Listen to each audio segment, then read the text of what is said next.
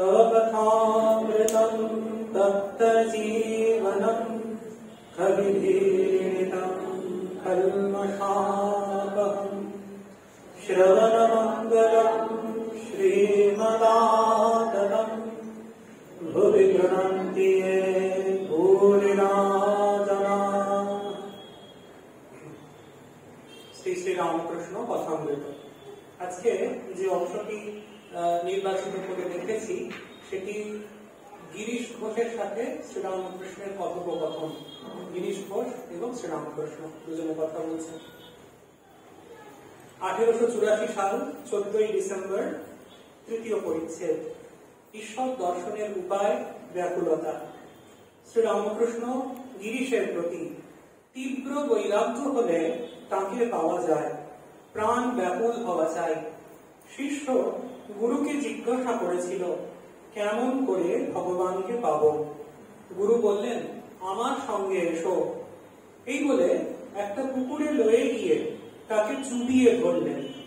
খানিকক্ষণ পরে জল থেকে উঠিয়ে আনলেন ও বললেন, তোমার জলের ভিতর কিরকম হয়েছিল? শিষ্য বললে, প্রাণ আটুপাটু করছিল, যেন প্রাণ যায়। গুরু বললেন, দেখো, এইরূপ ভগবানের জন্য যদি তোমার প্রাণ আটুপাটু করে তবেই তাকে লাভ করবে। তাই বলি, 3 টান একসঙ্গে হলে তবে তাকে লাভ করা যায়। বিষয়ের প্রতি টান, সতীর পতিতে টান, আর মায়ের সন্তানেতে টান। এই 3 ভালোবাসা একসঙ্গে করে কেউ যদি ভগবানকে দিতে পারে তাহলে তৎক্ষণাৎ সাক্ষাৎকার হয়। তারপরে গানের কথা বলছেন, ডাক দেখি মন ডাকার মতো, কেমন শ্যামা থাকতে পারে, তেমন ব্যাকুল হয়ে ডাকতে পারলে তার দেখা দিতেই হবে। আমরা যখন বিষ্ণু পুরাণ দেখি সেখানে প্রহ্লাদের ঠিক এই একটি কথা পাই। প্রহ্লাদ সেখানে বলছেন, আচ্ছা কেউ কেউ কিছু পড়ছেন বা দেখতে পাচ্ছি, এখানে তো ভগবানের কথাই আলোচনা হচ্ছে। যেটা আমরা বলছিলাম, আমরা বিষ্ণু পুরাণে দেখতে পাই প্রহ্লাদ ঠিক একই কথা বলছেন ভগবান নারায়ণকে। বলছেন, ইয়া প্রীতি অবিবেকানাম বিষয়েষু অনাপায়িনী। ইয়া প্রীতির অবিবেকানাম, যারা বিবেকী নয়, যাদের মন বুদ্ধি বিচার বিবেচনা পরিষ্কার নয়, তাদের যেরকম বিষয়ের প্রতি প্রীতি, বিষয়েষু এরকম কিরকম না অনাপায়িনী, যেটি একমুখী, আনফ্লিঞ্চিং ডিভোশন আমরা বলি না, সেরকম একমুখী একাগ্র একভাবে ধাবিত হচ্ছে। কিসের প্রতি? না বিষয়ের প্রতি। আমরা এটা সবাই অল্প বিস্তর দেখেছি, বুঝেছি। জগতে যারা আছি, বিষয়ের প্রতি লোকের কিরকম ভালোবাসা হয়। বলা হয় যে কৃপণ সে বারবার টাকার এই যে শব্দগুলো সেগুলো নাকি ভালো লাগে। এরকম বিষয়ের প্রতি যে সাধারণ প্রীতি মানুষের। প্রহ্লাদ কত সুন্দর ছোট ছেলে, কিন্তু তিনি বলছেন, ইয়া প্রীতির অবিবেকানাম বিষয়েষু অনাপায়িনী ত্বাম অনুস্মরত। তোমাকে চিন্তা করতে করতে সেটি যেন মা পসরপতু, আমার হৃদয় থেকে যেন কখনো চলে না যায়। তোমার প্রতি অর্থাৎ আমার যেন সেই রকম বিষয়ের যেরকম ভালোবাসা, বিষয়ের প্রতি সেই রকম যেন ভালোবাসা হয়। বিষয়ের যেরকম একমুখী বিষয়ের প্রতি না হলে কিরকম একটা তার অবস্থা হয় মনের। একটা দৃষ্টান্ত ঠাকুরও দিতেন, স্বামীজিও দিতেন। কিরকম না, কোনো মানুষ যদি জানতে পারে সে যে ঘরটায় থাকে তার পাশের ঘরে সোনা রয়েছে, পাশের ঘরে সোনা, প্রচুর সোনা সেখানে জমানো রয়েছে, তাহলে তার চিন্তা কি হবে না, যেন যেন প্রকারেণ দেয়াল ভেঙে দরজা ভেঙে যেন যেন প্রকারেণ কি করে সেই সোনাগুলোকে হস্তগত করা যায়, অ্যাটলিস্ট ছুঁয়ে দেখা যায়, স্পর্শ করা যায়। সেরকম ভগবানের প্রতি ব্যাকুলতা, ভগবান লাভ করার জন্য মানুষ যখন জানতে পারে যে তিনি খুব দূরে নেই, তিনি কাছে থাকেন, এবং সেটি জানানোর জন্যই গুরু আসেন, বলে দেওয়ার জন্য। এই যে এতক্ষণ আমরা একটা গাইডেড মেডিটেশন করলাম, মহারাজ খুব সুন্দর করে বলছিলেন। দেখুন, এতে ঠাকুরের আমি বাইরে দাঁড়িয়ে শুনছিলাম। তা এতে দেখুন ঠাকুরের সাথে একটা সম্পর্কের সৃষ্টি হয়। শ্রীরামকৃষ্ণ ছবি মাত্র যেন নয়, তিনি সচল সজীব জৃম্ভিত যুগ ঈশ্বর, আমরা বলি জৃম্ভিত যুগ ঈশ্বর, এই যুগের জন্য প্রকটিত সাক্ষাৎ ভগবান। তামিল সাহিত্যে খুব সুন্দর একটি গল্প আছে, এই পতির উপর সতীর টানের, যেটা বলতে গিয়ে আমি বারবার এটি বলি, সুন্দর একটি চরিত্রের সৃষ্টি করা হয়েছে কন্নগী। কন্নগী অত্যন্ত পতিব্রতা।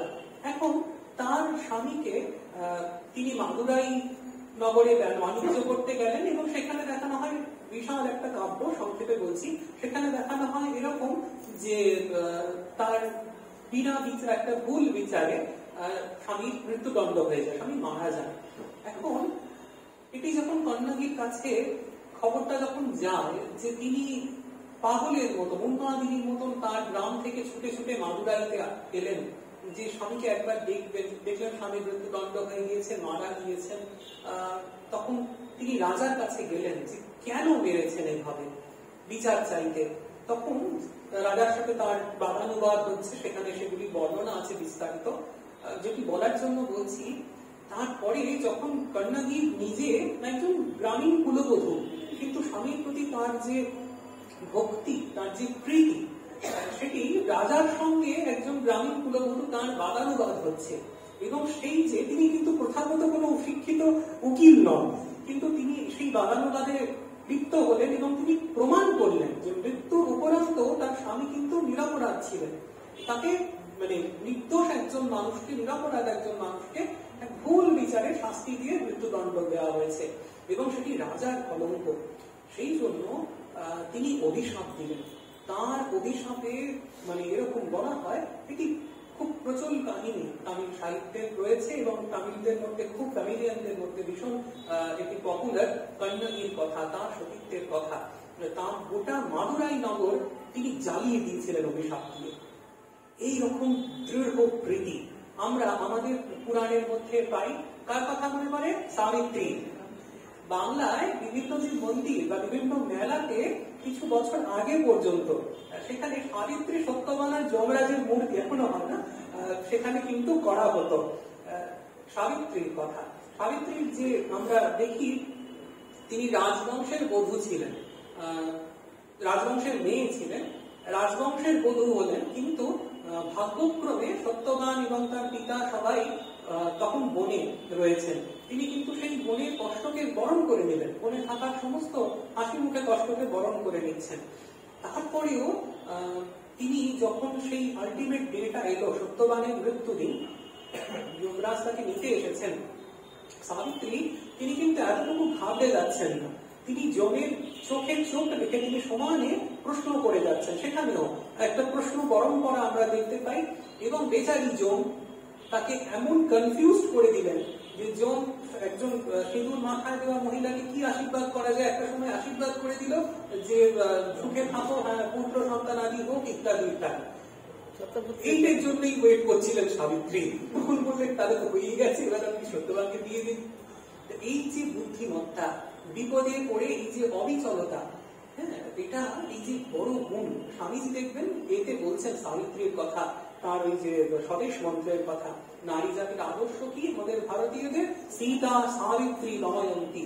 দময়ন্তীর কথা অন্য একদিন হবে, আচ্ছা আজও হতে পারে, সতীর ওপর প্রতিষ্ঠান আছে। সাবিত্রীর কথা বলা হচ্ছিল। সাবিত্রী যে বিপদে পড়েও তার কিন্তু বুদ্ধির ভারসাম্যটা নষ্ট হচ্ছে না, মানসিক ভারসাম্য এতটুকু নষ্ট হচ্ছে না, উপরন্তু সেখানে তিনি একটার পর একটা কিন্তু ঠিক ঠিক ডিসিশন নিয়ে যাচ্ছেন। এমন ডিসিশন যেগুলোকে কাটবার ক্ষমতা। যমের অপর নাম কিন্তু ধর্মরাজ, তিনি ধর্মের দেবতা। এমন এমন ডিসিশন সাবিত্রী নিচ্ছেন, একটা বিপদে পড়ে যাওয়া সাধারণ মানুষ। সাবিত্রী যে খুব প্ল্যান করে গেছেন তেমন নয়, বিপদে পড়ে যাওয়া সাধারণ একজন মানুষ, তিনি যমের সামনে দাঁড়িয়ে আছেন, কিন্তু তার ডিসিশন গুলো এমন হচ্ছে ধর্মরাজও কাটতে পারছেন। বলছেন আরে এটা একদম পারফেক্ট যাচ্ছে। সাবিত্রী। দময়ন্তী কিরকম? দময়ন্তী হচ্ছেন, দময়ন্তীর স্বামী, তার নাম হচ্ছে নলরাজ। নলরাজ দময়ন্তী। তার উপরে বহু দুর্ভাগ্যের স্রোত যেন আছড়ে পড়ল। সুনামি যেরকম হয় না, সেরকম নলরাজ একটা রাজ্যের রাজা ছিলেন, তার সাথে দময়ন্তী বিবাহ ইত্যাদি হলো। তারপরে যেন একটা সময় আসে সুখী দাম্পত্য জীবনের মধ্যে একের পর এক ঢেউ যেন দুঃখের আসতে থাকলো নল আর দময়ন্তীর জীবনে, নলরাজ দময়ন্তীর জীবনে। সেই মুহূর্তেও কিন্তু দময়ন্তী দেখা যাচ্ছে সব সময় স্বামীর পাশে, নলরাজের পাশে। নলরাজের রাজ্য চলে গেল, দময়ন্তী বেরিয়ে পড়লেন। সেই আমাদের প্রাচীন ভারতবর্ষীয় পন্থা, সীতা বলেছেন আহম রাম অনুব্রতা, রাম যেরকম যাবেন আমি তার সঙ্গে সঙ্গে যাব। রামের 14 বছর বনবাস হয়েছে, আমি 14 বছর এখানে থাকবো রাজপ্রাসাদে অযোধ্যায়? মোটেও না, আমিও বনে যাব বলে তিনি বেরিয়ে পড়লেন। এরকম আরেকজনের কথাও বলা হয় যে উর্মিলা নাকি 14 বছর, এরকম শোনা মানে শ্রুতি, 14 বছর তিনি লক্ষণের ভাগে ঘুমটা তিনি ঘুমিয়েছেন। লক্ষণ 14 বছর জেগেছিলেন রাম সীতাকে পাহারা দেবার জন্য। বলা হয় উর্মিলা তিনি যেন সমস্ত রাজকার্য থেকে সরে গিয়ে তিনি এক মনে শুধু বিশ্রাম করছিলেন, এরকম। যাই হোক, ফিরে আসি দময়ন্তীর কথায়।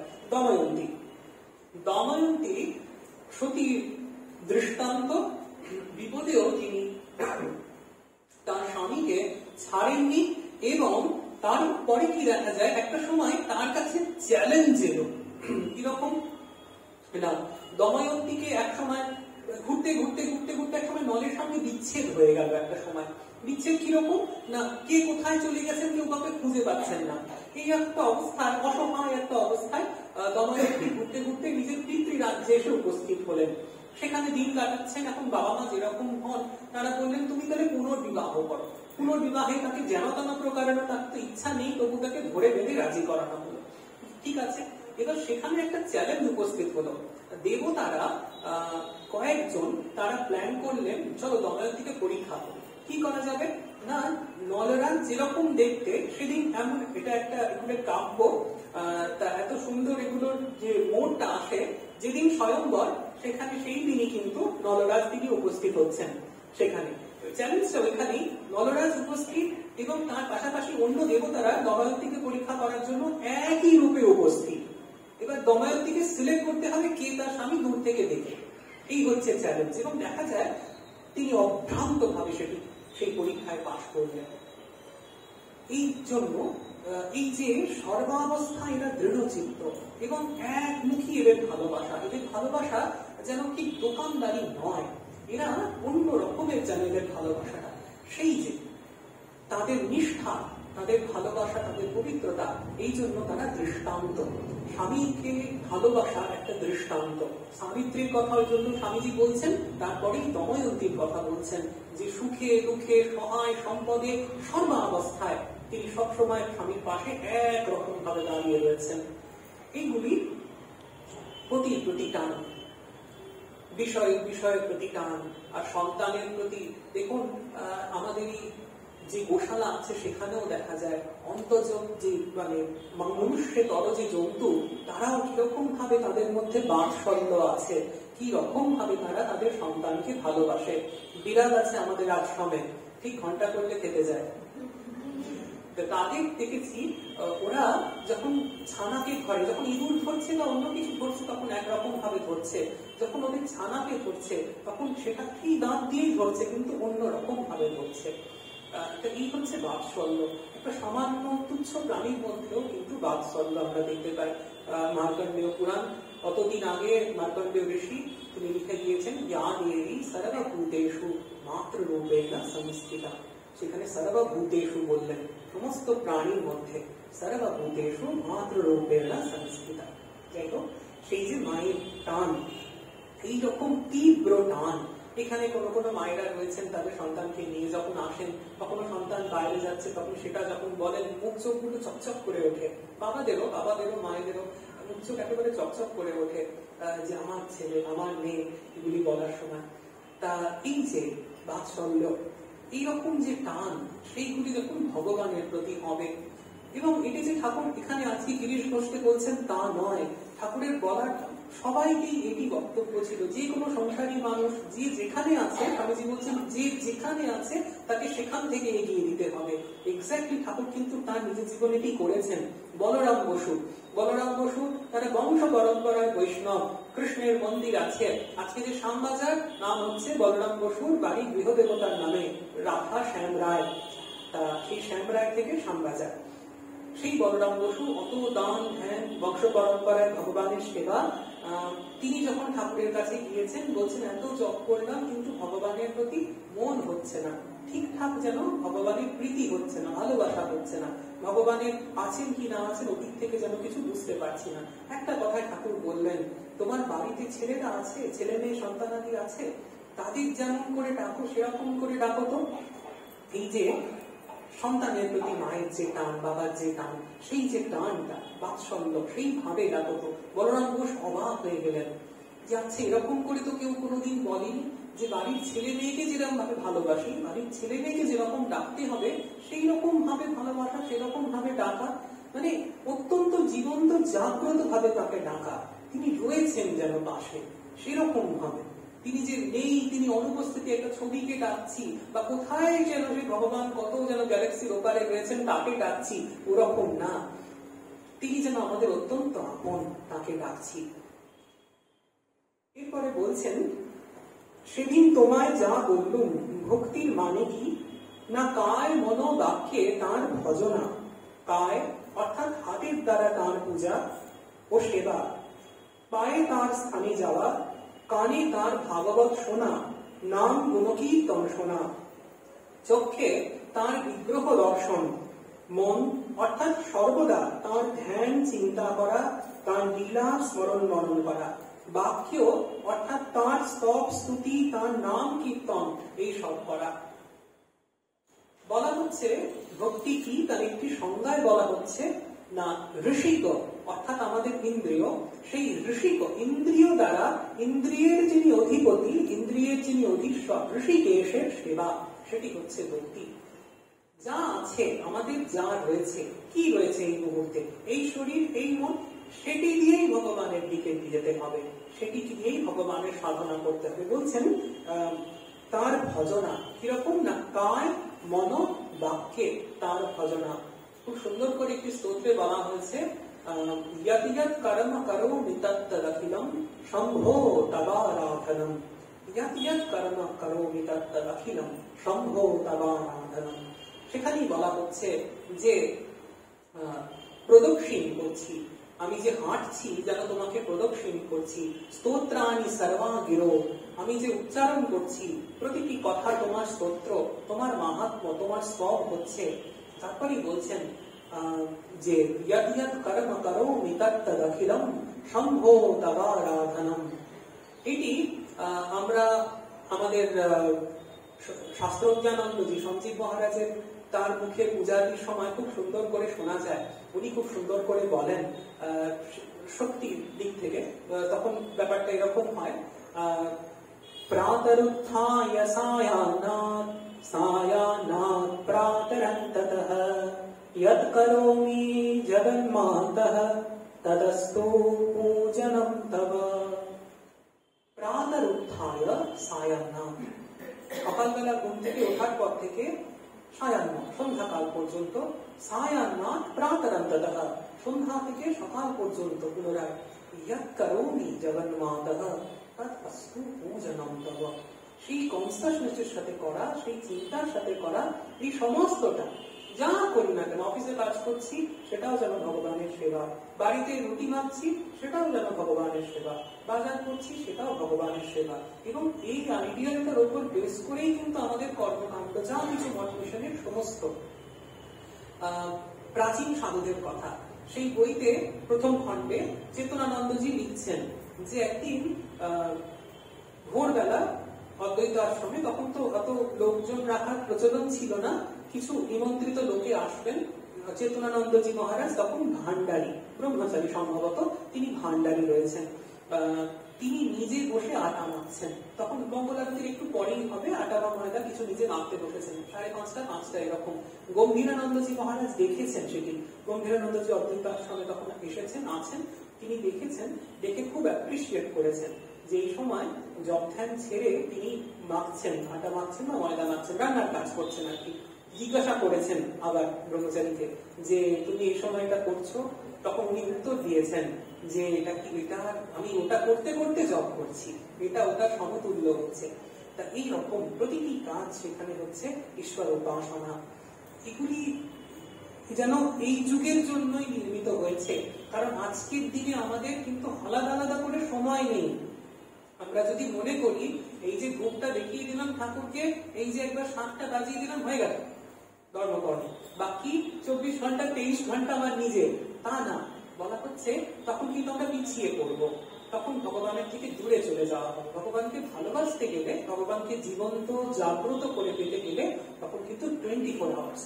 এমনকি এরকমও আমরা বলি যে সাধুদের, আমরা আগে বলেছি, সাধুরা এই যে চিন্তা করতে করতে করতে করতে এমন গভীর ভাবে চিন্তা করছেন, হয়তো নিদ্রিত অবস্থায় এপাশ থেকে এপাশ ফিরছেন, তখনও হয়তো ঠাকুরের নাম বা মায়ের নাম করছেন।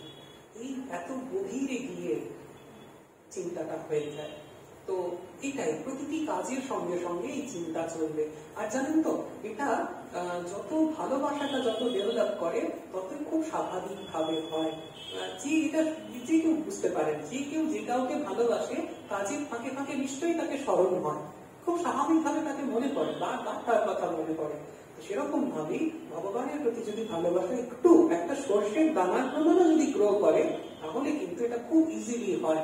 বলা হয় একটি স্তোত্রে বলা হচ্ছে যে গোপীরা তারা দধি মন্থন করতেন এবং তাদের ওই চুরির শব্দের সঙ্গে তারা শ্রীকৃষ্ণের নাম করতেন। সেই মন্থনের সময় চুরি হাতে সে একটা আওয়াজ হবে, তো তার সঙ্গে সঙ্গে ওই ছন্দ মিলিয়ে তারা কিন্তু শ্রীকৃষ্ণের নামগুলো গান করতেন। এইভাবে কাজের সাথে সাথে সিমাল্টেনিয়াসলি একসাথে কিন্তু শ্রী ভগবানের নামগুলো কীর্তন হতে থাকবে। তখনই কাজগুলো, হাতে কাজ করছি, ভগবানের সেবা করছি। আর ওইভাবে ওই চিন্তার সাথে করতে হবে। পাশাপাশি অনেক সময় হয় কি, ওই গৃহের মধ্যে আবদ্ধ থেকে সবসময় ব্যাপারটি হয়ে ওঠে না, চিন্তাটা সেভাবে করা সম্ভব হয় না। সেই জন্যই এই ভক্ত সম্মেলন, এই ধরনের অনুষ্ঠানগুলো। যখন আপনারা গিয়েছেন বৃন্দাবনে নিধুবন হয়তো দেখেছেন প্রত্যেকেই। আমি যখন গিয়েছিলাম দেখেছি সেখানে বেশ বড় ঘরের মহিলারা দেখা যাচ্ছে, পোশাক আশাকে মনে হচ্ছে তারা প্রত্যেকে একটা ঝাড়ু নিয়েছেন, নিয়ে নিধুবন ঝাড় দিচ্ছেন এবং বেশ প্রফুল্ল।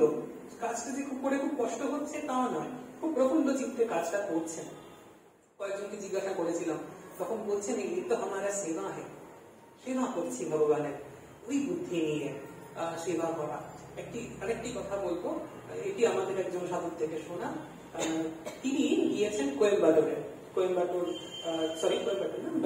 ব্যাঙ্গালোরে গিয়েছেন। ব্যাঙ্গালোরে দীর্ঘদিন ধরে ঠাকুর সেখানে প্রতিষ্ঠিত স্বামী জ্যোতিষ্বরানন্দজি, আমাদের যে ধ্যান ও আধ্যাত্মিক জীবন যে বইটি রয়েছে, সেই তার লেখক জ্যোতিষ্বরানন্দজি সেখানে ছিলেন। ব্যাঙ্গালোরে এরকম একটি প্রথা, ওরা বংশ পরম্পরায় ভগবানের ভলেন্টিয়ার মঠে, হয়তো দাদু এসেছিলেন, তিনি তার ছেলেকে এনেছেন, ছেলে নাতিকে এনেছে। এইভাবে আমাদের সেই সাধু মহারাজ তিনি বলছেন যে সন্ধ্যাবেলা 8টার সময় এরকম মন্দির বন্ধ হবে, তিনি এসেছেন প্রণাম করতে। এটা দেখছেন যে একটি ছোট্ট ছেলে তার হাতে ততদিন ছোট্ট একটি বাকেট নিয়ে একটু মোছার চেষ্টা করছেন মন্দিরের ফ্লোরটা, আর তাকে গাইড করছেন তার বাবা। তো এটি দেখে মহারাজ জিজ্ঞাসা করছেন বাচ্চাটিকে যে তুমি কি করছো? বাচ্চাটি এক গাল হেসে মহারাজ বলছেন যে আমি উত্তরটা শুনে স্টান্ট হয়ে গেলাম। কি উত্তর দিল ওইটুকু ছেলে? কৈঙ্করিয়া। এটি একটি শব্দ, সংস্কৃত শব্দ, কিঙ্কর থেকে কৈঙ্করীয় শব্দটি এসছে, অর্থাৎ দাসত্ব করছি। রামানুজি সম্প্রদায়ের শব্দ এটি, কৈঙ্করীয়। ভগবান তিনি প্রকটিত এখানে, তার সেবা করছি।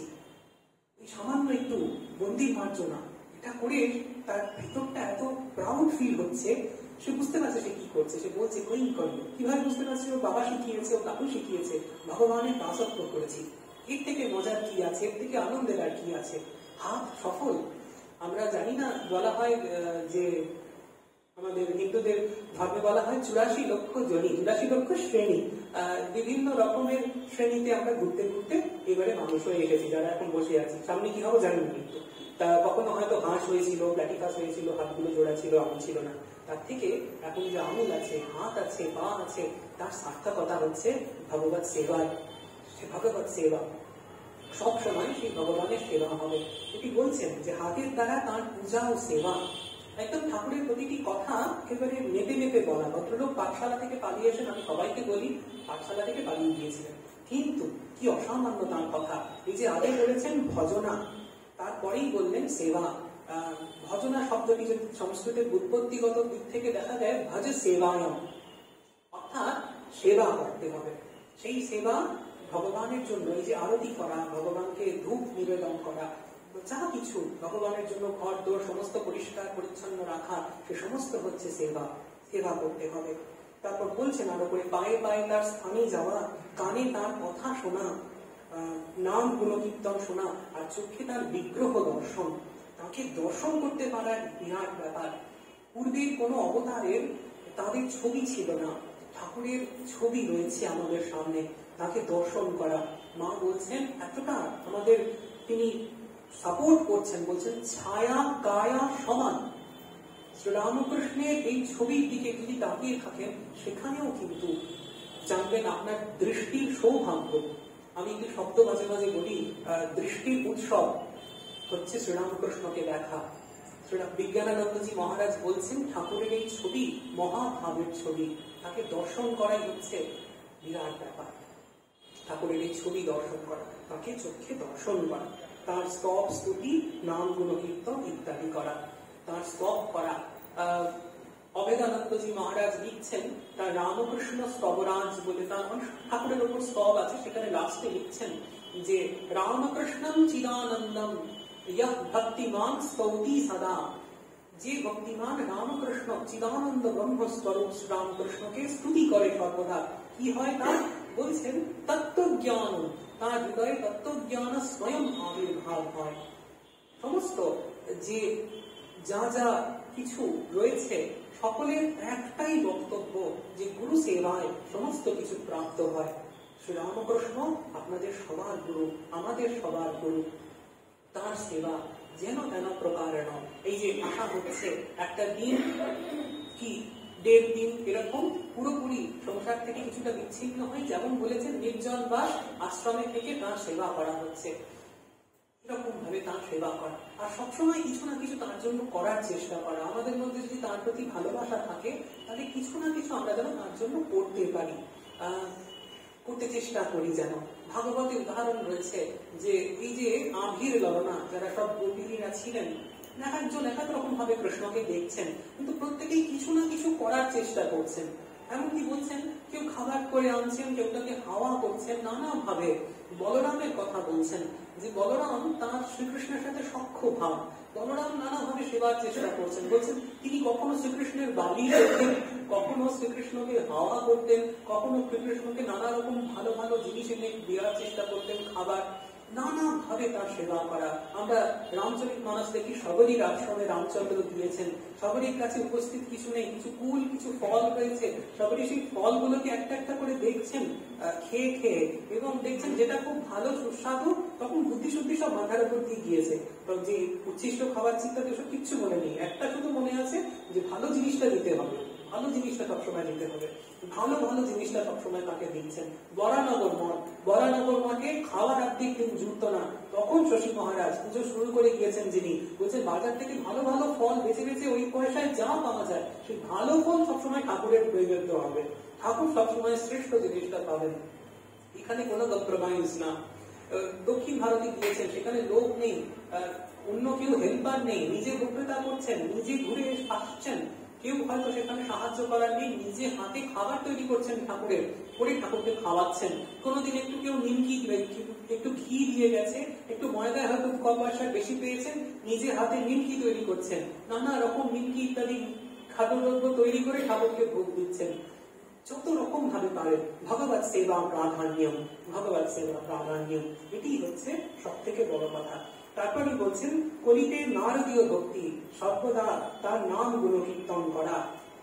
যাদের সময় নাই, তিনি দেখুন কতটা নেমে এসে কে বলছেন, স্বয়ং ভগবান শ্রীরামকৃষ্ণ বলছেন, সবার জন্য বলছেন, গিরিশকে উপলব্ধ করে, যাদের সময় নাই তারা যেন সন্ধ্যা সকালে হাততালি দিয়ে এক মনে হরিবোল হরিবোল বলে তার ভজনা করে। তিনি তো আর নিজে বলবেন না আমার নাম করো, কিন্তু মাস্টার মশাই যিনি তার কাছে ছিলেন, তিনি পরবর্তীকালে বলছেন যে ঠাকুর আমাদের বলেছেন যখন খুব অন্তরঙ্গ অবস্থায় থাকতেন, হয়তো খুব অল্প কয়েকজন বাছা বাছা লোক রয়েছে, তখন বলেছেন যে আর কিছু করতে হবে না, আমার চিন্তা করো। বলছেন পুত্র যেমন, পুত্র কন্যা যেমন সন্তানাদি তার পিতার যেমন সম্পত্তি পায় উত্তরাধিকার হিসাবে, বলছেন যে আমার চিন্তা করে সে আমার যা ঐশ্বর্য রয়েছে, ঠাকুরের কি ঐশ্বর্য রয়েছে, ত্যাগ, বৈরাগ্য, জ্ঞান, ভক্তি, সেই সমস্ত অযাচিত ভাবে পাবে, তার মধ্যে সেগুলি আসবেই আসবে। বলছেন শুধু আমার চিন্তা করে। এটি হচ্ছে বড় কথা। নিজেকে সবসময় এই যে সাধারণভাবে একটা থাকে হতাশা ভাব থাকে, এখানে শ্রীরামকৃষ্ণ খানিকক্ষণ পরেই বলছেন সংসারে হবে না কেন, আসলে সেই একটা ভাব থাকে যে যেন হবে না, যেন পিছিয়ে পড়লাম। শ্রীরামকৃষ্ণ কিন্তু সাহস দেওয়ার জন্যই এসেছেন, তাই বারবার সেটি বলছেন যে আমার চিন্তা করো, আমার চিন্তা করো, তোদের আর কিছু করতে হবে না, শুধু আমার চিন্তা করো। এটি হচ্ছে বড় কথা। বলা হয় গুরুচরণাম গুরু নির্ভর ভক্ত সংসারাৎ অচিরাৎ ভবমুক্ত, অচিরে সংসার থেকে মুক্ত হবে যদি গুরুচরণাম্বুজ তার উপরে যদি নির্ভর হয়। সেটি হচ্ছে সব থেকে বড় কথা। আমাদের সবার গুরু হচ্ছেন শ্রীরামকৃষ্ণ। এইভাবে নিজেকে জানতে হবে। যেমন জেনেছেন আমি অমুক চন্দ্র অমুক বলে প্রত্যেকের একটা পরিচয় আছে, যে মুহূর্তে আপনাদের দীক্ষা হয়েছে সেই মুহূর্তে একটা নূতন পরিচয় হয়েছে। আমরা বলি আমাদের এই যে প্রত্যেকে আমরা রয়েছে, আমাদের সাধুরা, তাদের একটি পরিচয় আছে। নারায়ণা সমারম্ভান শঙ্করাচার্য মধ্যমান अस्मदाचार्य पर्यन्तम वन्दे गुरु परम्पराम। নারায়ণ থেকে সন্ন্যাসীর সৃষ্টি হয়েছে, ভগবান থেকে।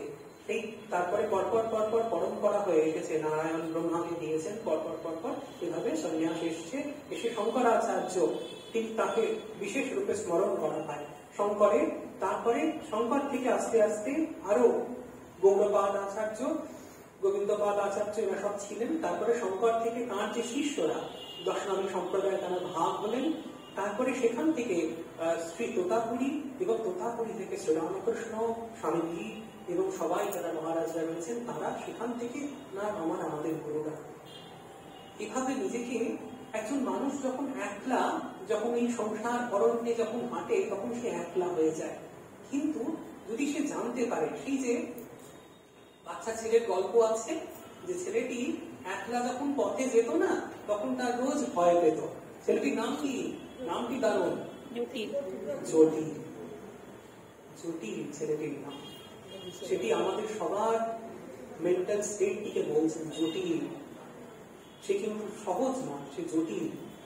সে সংসার অরণ্যের পথে যখন যাচ্ছে প্রতিদিন তার ভয় হচ্ছে, প্রতিদিন তার বুক কাঁপছে। যে দিন, যে মুহূর্ত থেকে সে প্রথমে তার মাতৃরূপী গুরু এসে বললেন যে মধুসূদন দাদা বলে একটি তোমার দাদা আছে, সে শুনল, সে বিশ্বাস করল। তারপরে একদিন সে যখন ডাকছে, সেই সংসার অরণ্যের পথে যেতে যেতে তার ভয় হয়েছে, সে ডাকছে কোথায় দাদা মধুসূদন। মাস্টারমশাই বলছেন, জানেন ঠাকুরের এই গল্পগুলো নিছক গল্প নয়, দক্ষিণেশ্বরের অন্ধকারে, এখানে উল্লেখ আছে কথামৃতের মধ্যেও, মাস্টারমশাই শুনছেন দক্ষিণেশ্বরের সেই অন্ধকারে যেখানে স্রোতস্বিনী গঙ্গা বয়ে চলেছেন, গভীর রাত্রে কে পঞ্চবটি থেকে ডাকছে কোথায় দাদা মধুসূদন, কোথায় দাদা মধুসূদন। মাস্টারমশাই প্রত্যক্ষ শুনেছেন সেটি। সেই যে সংসার অরণ্যের মধ্যে যখনই ওই ডাক এসেছে আপনাদের কাছ থেকে, কখনো না কখনো জীবনের সেই ডাক সবাই দেখেছে, কোথায় দাদা মধুসূদন, তখনই জানবেন সঙ্গে সঙ্গে তিনি এসেছেন পাশে।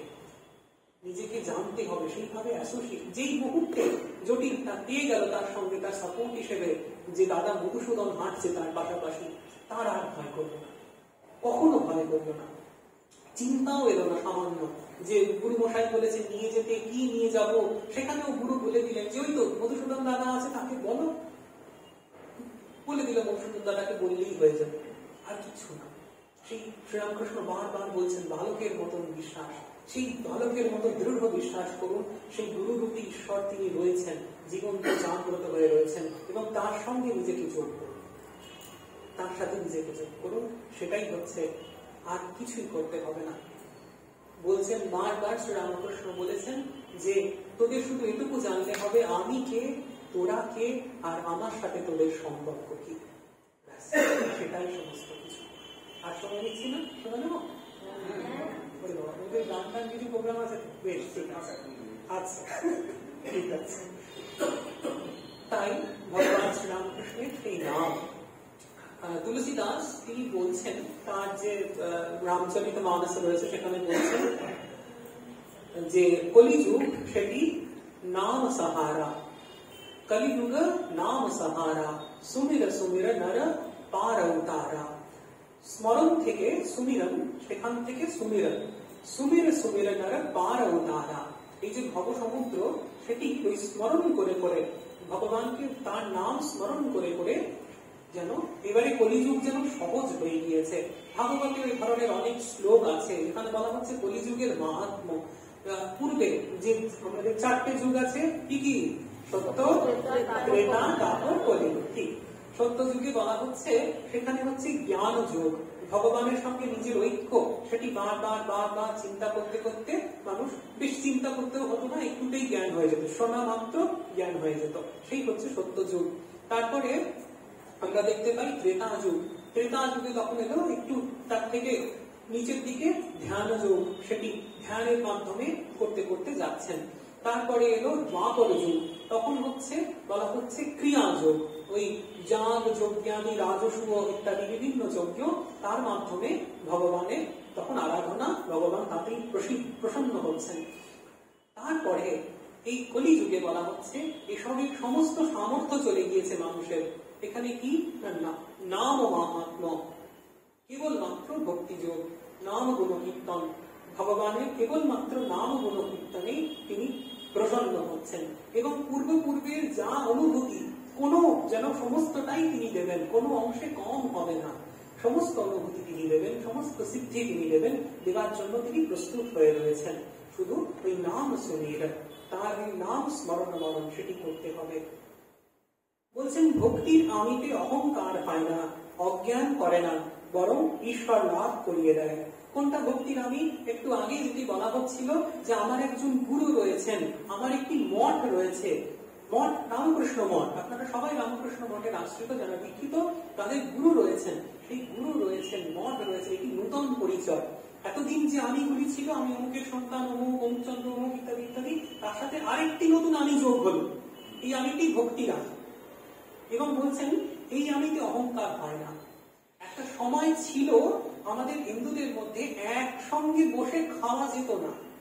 এই বেলুড় মঠের প্রথম দিকে তারা দৃষ্টান্তমূলক, চারদিকে হই হই, যে এক পঙ্গতে বসে সবাই খাচ্ছেন, সকলে বলছেন যে এটি সেই একেবারে পুরীতে যেমন হয়, তারপরে এটি মহাপুণ্য স্থান, মহামিলনের স্থান, এটি নূতন তীর্থ, সেখানে সবাই একসাথে বসে প্রসাদ পাচ্ছেন, জাতি ধর্ম বর্ণ নির্বিশেষে সকলে এক, এক ভগবান, এক নাম, এক প্রসাদ, সকলে বসে খাচ্ছেন। আমরা একেবারে স্বামীজি বলছেন ঠাকুরের আগমনে সত্য যুগের সৃষ্টি হয়েছে, যেন আগমন হয়েছে, সমস্ত ভেদাভেদ সেটি যেন উঠে যাচ্ছে তার প্রভাবে। আগের দিন আমরা আলোচনা করেছিলাম আচণ্ডাল অপ্রতিহত রয়ো ইয়স্য প্রেম প্রবাহ, যার প্রেম, যার করুণা, চণ্ডাল আচণ্ডাল, চণ্ডাল পর্যন্ত, মানে চণ্ডাল হচ্ছে যে সব থেকে নিজের যদি কোনো মানুষ থাকে তাকে বলা হচ্ছে চণ্ডাল, সর্বনিম্ন যদি কোনো মানুষ থাকে, পতিত মানে পতিত টু দি পাওয়ার একেবারে ইনফিনিটি যদি কেউ পায়, সেখানে গিয়েও তিনি আসছেন, সেখানে গিয়েও তিনি অবতীর্ণ হচ্ছেন, তার প্রেম তার করুণা সেখানেও চলে যাচ্ছেন। এবং সত্যি সত্যি স্বামীজি বলছেন যে আমাদের যিনি গুরুদেব, তিনি পাড়িয়ার ম্যাথরের বাড়িতে গিয়ে তার ঘর পরিষ্কার করেছেন, এরকম করুণা, এরকম করুণা। এই ঈশ্বর লাভ করিয়ে দেয়, অহংকার হয় না। বলছেন এই আমি আমির মধ্যে নয়, যেমন হিংচে শাক শাকের মধ্যে নয়, অন্য শাকে অসুখ হয় কিন্তু হিংচে শাক খেলে পিত্ত নাশ হয়। কি অবস্থা! শ্রীরামকৃষ্ণের দিনে 7 বার বেহুশ হয়ে যেতেন, কারণ দক্ষিণেশ্বর লোক বলতো যে 7 বার পরে 7 বার বাঁচে, এরকম অবস্থা। কখনো কখনো দেখা যায় পরিধেয় বস্ত্র বগলে চলে এসছে, কিন্তু মাইনিউটলি সমস্ত জিনিস নজর করেছেন। বলছেন হিংচে খেলে সেটি অন্য সাথে অসুখ হয় না, হিংচে খেলে পিত্ত নাশ হচ্ছে। কি জানতেন না, উল্টে উপকার হয়। বলছেন মিছরি মিষ্টির মধ্যে নয়, অন্য মিষ্ট খেলে অপকার হয়, মিছরি খেলে অম্বল নাশ হয়। মাস্টারমশাই বলছেন যে এই যে সমাধিমান মানুষটি, যিনি দেবেন্দ্রনাথকে সভায় যখন যেতে গেছিলেন তখন বলেছিলেন, না বাবু আমার বোতাম ঠিক থাকবে না, যাও। সেই মানুষটি পরে ভক্তদের বলেছেন, ভক্ত হবি তো বোকা হবি কেন? মাস্টারমশাই টেবিল ইত্যাদি নিয়ে গেছেন, বলছেন আচ্ছা এই যে জল চৌকিটা, এটার দাম যদি এত হয়, তাহলে এই যে টুলটা, এর দাম এত কেন? মাস্টারমশাই বোঝাচ্ছেন তাকে কি করে হবে। এইরকম সূক্ষ্ম যুক্তি বিচার তার, অথচ এইদিকে দোষ নেই। সৃষ্টি মাকে প্রশ্ন করেছিলেন, আচ্ছা অঙ্ক করেছেন আবার, তুমি রাত্রে কটা রুটি খাও? এবার সেখান থেকে কি অঙ্কের নিয়ম আমরা জানি না, সেখান থেকে হিসেব করেছেন, তাহলে তোমার মাসে এত টাকা হলে হয়ে যাবে, অঙ্ক করেছেন। তো যাই হোক, এইরকম মানুষটি। নিষ্ঠার পর ভক্তি, ভক্তি পাকলে ভাব হয়, ভাব ঘনীভূত হলে মহাভাব হয়, সর্বশেষ হচ্ছে প্রেম। প্রেম রজ্জুর স্বরূপ, প্রেম বলে ভক্তের কাছে ঈশ্বর বাধা পড়েন, আর পালাতে পারেন না, সামান্য জীবের ভাব পর্যন্ত হয়। ঈশ্বরপটি না হলে মহাভাব প্রেম হয় না, চৈতন্যদেবের হয়েছিল। জ্ঞানযোগ কি? যে পথ দিয়ে স্বস্বরূপকে জানা যায়, ব্রহ্মই আমার স্বরূপ, এই বোধ। জ্ঞানযোগ সেটি হচ্ছে নিজের মধ্যে দেখা। ভক্তিযোগ আর জ্ঞানযোগ এগুলি যেমন ঠাকুর আসার পর আমরা খুব ভালোভাবে বুঝতে পারি, সহজ হয়ে গিয়েছে। ভক্তিযোগ কি না, এই যে সামনে প্রকটিত ঈশ্বর তিনি রয়েছেন, তাকে সেখানে দেখা। রামানুজ সম্প্রদায় বলে যেখানে প্রতিদিন পূজা হয়, অর্চনা হয়, সেখানে ভগবানের বিশেষ আবির্ভাব হয়, অর্চাবতার ওরা বলে, ভগবানের বিশেষ প্রকাশ সেখানে হয়। এখানে ভগবানের বিশেষ প্রকাশ তিনি রয়েছেন, এটি হলো ভক্তিযোগ। তাকে সেবা করো, তাকে বারবার আত্মনিবেদন করো। শ্রবণম কীর্তনম বিষ্ণু স্মরণম পাদ সেবনম আর্চনম বন্দনম দাস্যম সখ্যম আত্মনিবেদনম। বিষ্ণু ভগবানের কথা শ্রবণ করো, মনন করতে হবে, বলতে হবে, মুখে কীর্তন করতে হবে, অর্চনা করতে, পূজা করতে হবে। একটু সামান্য একটা ফুল হলেও, একটা তুলসী হলেও, জল হলেও, কিছু একটা ফুল বেলপাতা যাই হোক না কেন, ভগবানকে পূজা করতে হবে। অর্চনম বন্দনম, তাকে বন্দনা করতে হবে, এবং সর্বশেষে কি? আত্মনিবেদন। সেই পূজা কি উপকরণ দিচ্ছ সেটা বড় কথা নয়, কিন্তু সেই পূজা তখনই ভগবান গ্রহণ করেন যখন সত্যি সত্যি নিজেকে নিবেদন করা হয়, যে হে প্রভু, তোমার জন্য আর কি দেব জগতে, আমি নিজেকেই নিবেদন করছি। সেটি সর্বশেষ পূজা, তখনই ভগবান সেটি গ্রহণ করেন। এটি হচ্ছে ভক্তি। আর জ্ঞান হচ্ছে সেই একই জিনিস, যাকে বাইরে দেখছিলাম শুধু তাকে নিজের ভিতরে দেখা। এই যে শরীর, তার মধ্যে শরীর, মন, চৈতন্য সেখানে প্রকাশিত হয়ে রয়েছে। চৈতন্যের প্রভাবে আমরা কথা বলি, চৈতন্যের প্রভাবে আমরা দেখি। সেই যে চৈতন্য, সেই চৈতন্য কোত্থেকে? সেই চৈতন্য তার থেকে। এখানে যখন আমরা সন্ধ্যারতি একটু আগে দেখলাম, একটা প্রদীপ জ্বলছিল, সেখান থেকে একটা ধূপকাঠি নিয়ে 5টা প্রদীপ জ্বালিয়ে দেওয়া হলো। সেরকম সেই এক ভগবান, তার শক্তিতে আমরা যে সবাই বসে রয়েছি, তার শক্তিতে আমরা জেগে রয়েছি, কথা বলছি, হাঁটছি, চলছি। তো সেই তাকে নিজের মধ্যে দেখা। তবে জ্ঞানযোগ আমরা গীতাতেও পড়েছি, এবং বাস্তবিকই সেটি কঠিন। যারা কেবলমাত্র জ্ঞানের পথকে অনুসরণ করে তাদের পক্ষে একটু কঠিন। তারপরে আমরা কি দেখি? বলছেন প্রহ্লাদ, একটু পরেই প্রহ্লাদের কথা বলছেন। ঠাকুরের প্রত্যেকটি কথা দেখুন, তিনি প্রথমে শুধু জ্ঞানযোগের কথা বললেন। জ্ঞানযোগ কি? যে পথ দিয়ে স্বস্বরূপকে জানা যায়, ব্রহ্মই আমার স্বরূপ, এই বোধে। তারপরেই বলছেন প্রহ্লাদের কথা। কেন বললেন? না, এই অবস্থাগুলোর সঙ্গে তার এক্সাম্পল মিলে যায়, তার কথা মিলে যায়। তিনি বলছেন ভক্তি পথেও ব্রহ্মজ্ঞান হয়। জ্ঞানের যে অনুভূতি, সেটি ভগবান তিনি তার কৃপায়, গুরুর কৃপায় সেটি কিন্তু ভক্তি পথেও সম্ভব হয়। আমরা অবধূত গীতার প্রসিদ্ধ একদম প্রথম শ্লোক, সেখানে বলছেন ঈশ্বর প্রসাদাৎ পুংসাম অদ্বৈত বাসনা। মানুষের যে অদ্বৈত বাসনা, জীব আর ঈশ্বর যে এক, সেই বোধটা আসে, সেটাও কিন্তু ঈশ্বর প্রসাদাৎ, ভগবানের কৃপাতে। একেবারে ঠাকুরের কথার সাথে মিলে যায়, ভক্তি পথে ব্রহ্মজ্ঞান হয় বলেই প্রহ্লাদের উদাহরণ দিচ্ছেন। প্রহ্লাদ কখনো স্বস্বরূপে থাকতেন, কখনো দেখতেন আমি একটি তুমি একটি, তখন ভক্তি ভাবে থাকতেন। যখন বাইরে দেখতেন তখন প্রাণপণে তার সেবা করতেন, যখন দেখতেন নিজের ভেতরে তখন একেবারে সেই ভাবে থাকতেন। ঠাকুর এই ধরনের কথা অনেকবার কথাগুলিতে বলেছেন। শিবের দৃষ্টান্ত দিয়েছেন, বলছেন শিব কখনো বাইরে রাম রাম করে নৃত্য করেন, যখন মন বাইরের দিকে, যখন অন্তরের ভেতরে নিবিষ্ট হয়ে যায়, তখন একদম সেই অচলবৎ সুমেরুবৎ তিনি বসে রয়েছেন। আবার হনুমানের কথা বলছেন, হনুমান বলেছিল, রাম, কখনো দেখি তুমি পূর্ণ, আমি অংশ, কখনো দেখি তুমি প্রভু, আমি দাস। আর রাম, যখন তত্ত্বজ্ঞান হয় তখন দেখি তুমি আমি, আমি তুমি। এই ধরনের শ্লোক আমরা মূল রেফারেন্স পাই না। এই ধরনের দুটি শ্লোক আছে, একটি শঙ্করাচার্যের হনুমৎ পঞ্চরত্ন, সেখান থেকে নেওয়া হয়। সেটি বলছেন, রাম বলছেন, দেহ বুদ্ধ্যা, হনুমান বলছেন, দেহ বুদ্ধ্যা দাসোহম, জীব বুদ্ধ্যা পদং শতঃ, আত্মবুদ্ধ্যা তমেবাহম ইতি মে নিশ্চিতামতিঃ। যখন ওই দেখছি তুমি একটি আমি একটি, তখন আমি দাস, তোমার দাস। শ্রীরামকৃষ্ণ বলেছেন যে আমি যদি যায় না, আমি এই অহংকার তো যায় না, তখন এই যে আমাদের নতুন পরিচয় হয়েছে যে আমি শ্রীরামকৃষ্ণের, সেই রকম দাস আমি, সেটি ডাকতে হবে। সেই দাস আমি, হনুমান বলছেন দেহ বুদ্ধ্যা দাস অস্মি। তারপরে বলছেন জীব বুদ্ধ্যা তদং শপথ। কিছুদিন পরে হোলি হবে, দেখবেন যখন হোলিকা সেই ফায়ারটা জ্বালে, একটা একটা করে ফুলকি উঠে যায়, সেই আগুন আর তার ফুলকি, তদং শপথ, পরমাত্মা এবং জীবাত্মা। আত্মবুদ্ধ্যা তমেবাহম ইতি মে নিশ্চিতামতি। তখন শ্রীরামকৃষ্ণ বলছেন, সে বড় কঠিন ঠাই গুরু শিষ্যে আর দেখা নাই। তখন গুরু এবং শিষ্য তখন এক হয়ে যান। সেই জন্য যখন শ্রীরামকৃষ্ণ বলছেন যে যখন ব্রহ্মজ্ঞান চাইতে গিয়েছেন সুখদেব, তখন আগেই জনক বলছেন আগে দক্ষিণা দাও, কেন ব্রহ্মজ্ঞান হলে তখন তোমার মধ্যেই গুরু প্রকাশিত হবেন। তখন এই হচ্ছে কথা। তারপরেই বলছেন, এই কথাগুলি বলার পরই কি সুন্দর, দেখুন কত সাহস দিচ্ছেন শ্রীরামকৃষ্ণ। তিনি নিজে থেকে বলে যাচ্ছেন, বলে এরপরে নিজেই বলছেন সংসারে হবে না কেন। এটি আমাদের সবাইকে আশ্বাস দেওয়ার জন্য, আর কিছুই না। সংসারে হবে না কেন, তিনি নিজে এসছেন আমাদের সংসার থেকে উদ্ধার করার জন্য। একটি কথা বললেন, সংসারে হবে না কেন বলে বলবেন, তবে বিবেক বৈরাগ্য চাই, ঈশ্বর বস্তু আর সব অনিত্য দুদিনের জন্য। এইটি পাকা বোধ চাই, উপর উপর ভাসলে হবে না, ডুব দিতে হবে। যে যেখানে আছে সবাই নিজের নিজের জায়গায় শ্রেষ্ঠ। ভর্তৃহরি একজন রাজা ছিলেন, সংসারকে একেবারে ভোগের যে চূড়ান্ত জায়গাটা সেখান থেকে দেখেছেন।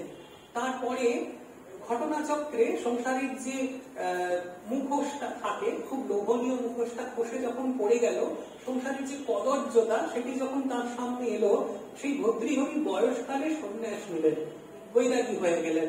সেই ভর্তৃহরি এক জায়গায় বলছেন যে পুরো জিনিসটি আসলে মানসিক সন্তুষ্টির উপর নির্ভর করে। রাজা এবং যোগী কি পার্থক্য খুব সুন্দরভাবে এই শ্লোকে ভর্তৃহরি বলছেন, বয়মিহা পরিতুষ্টা বলকালাই, আমি এই ছেঁড়া কাপড় কেটেই সন্তুষ্ট থাকি। স্তম দুকুলাই, তুমি হয়তো খুব ভালো দামি কাপড় চোপড় পরতে পছন্দ করো। সামায় বা পরিতোষ, সামায় বা পরিতোষ নির্বিশেষ বিশেষ, এই পরিতোষটাই হচ্ছে আসল। এই কেউ হয়তো ওই গল্পল মাত্রে সন্তুষ্ট হয়ে যাচ্ছে, কেউ হয়তো সেই রাজার মতন উত্তম কাপড় সেগুলি তার পছন্দ। তারপরে কি বলছেন, সতু ভাবতি দরিদ্র ইয়াস্য তৃষ্ণা বিশালা, যার তৃষ্ণা শান্ত হয়নি জগতে, একমাত্র সেই দরিদ্র হয়ে রয়েছে। মানসিক পরিতুষ্টে ও অর্থবান ও দরিদ্র। এখানেই সংসার, এখানেই যোগ সমস্ত হয়ে যায়। যদি মনের মধ্যে সন্তুষ্টি থাকে, মনের মধ্যে পরিতোষ থাকে, তখন সংসার প্রলুব্ধ করতে পারে না। তখন খাওয়ার যা সম্পূর্ণ হয়ে যায়, সে আর খেতে চাইবে না। হয়তো বলবেন পরের জনের জন্য রেখে দাও, কিন্তু আজ আর খাবো না। সেরকমই সমস্তটাই পরিতোষের উপর নির্ভর করে। যে ব্যক্তি জানেন যে পরিতোষ সেটি একমাত্র সম্ভব ভগবানে, তিনি সংসারে আর বিমুক্ত হন না। আর যতদিন সেটি না হচ্ছে ততদিন ঠাকুর বলছেন তোমরা সংসারে থাকো, কিন্তু জানবে ঈশ্বর বস্তু, সংসারের যে সুখ, সংসারের যে পরিতোষ, সেটি কিন্তু ক্ষণভঙ্গুর। পরিতোষের উপর ডিপেন্ড করে, সমস্তটাই পরিতোষের উপর ডিপেন্ড করে। আমি গঙ্গার ধারে যখন ছিলাম ভোরবেলা, মাঝে মাঝে হাঁটতে হাঁটতে বেরিয়ে গিয়ে গঙ্গার ধারে ধ্যান করতাম। সত্যি দেখেছি যে লোকে হয়তো অট্টালিকায় যেরকম ভাবে বিশ্রাম করে, সুন্দরভাবে যেখানে বিশ্রাম করে, ধ্যান করতে গিয়ে দেখি প্রচন্ড মশা গঙ্গার ধার গুলোতে, সেখানে বসতাম চাদর চাপা দিয়ে। সেখানে আশেপাশে ওই রাত্রিবেলা যারা মান বয় সে সমস্ত কুলিরা বা লঙ্কার মাঝিরা ওরা শুয়ে থাকতো, ওরা কিন্তু নিশ্চিন্তে দেখতাম ঘুমোতো। আমার হয়তো এখানে ওখানে মশা মারছি, তারা দেখছি কিরকম আনন্দের সাথে ঘুমোচ্ছে। পরিতোষ, সুকোমল শয্যায় শুয়েও যে পরিতোষ, তাদের মধ্যেও সেই পরিতোষ। তখনই ওই শান্তিটা, যার মনে যেখানে শান্তি সেটাই সে অনুসন্ধান করে বেড়ায়। যে জেনেছে একমাত্র শান্তি সম্ভব শ্রীরামকৃষ্ণের পদতলে, সে শ্রীরামকৃষ্ণকেই অবলম্বন করবে এবং শ্রীরামকৃষ্ণকে ছেড়ে তার মন কোথাও যাবে না। আজ এখানেই রাখছি। নমস্কার। নিরঞ্জনম নিত্যাম অনন্তরূপম ভক্তানুকম্পাদগ্রহং বৈ ঈশাবতারম পরমেশ নিত্যম রামকৃষ্ণম শিরসা